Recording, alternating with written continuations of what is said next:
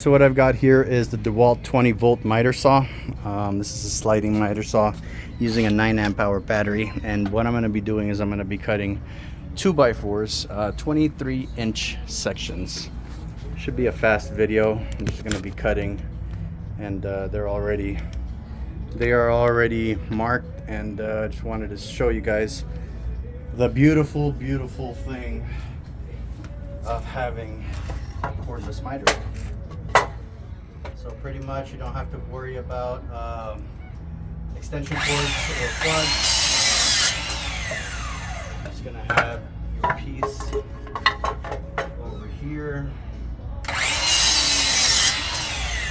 It does have a light with a shadow, so I have them marked slightly, and pretty much when I go down it shows you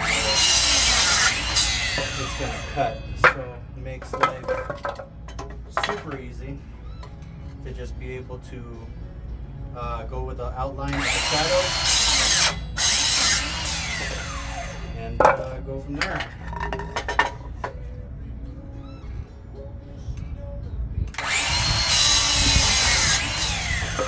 Nine amp hour battery makes everything so much better. So that's it.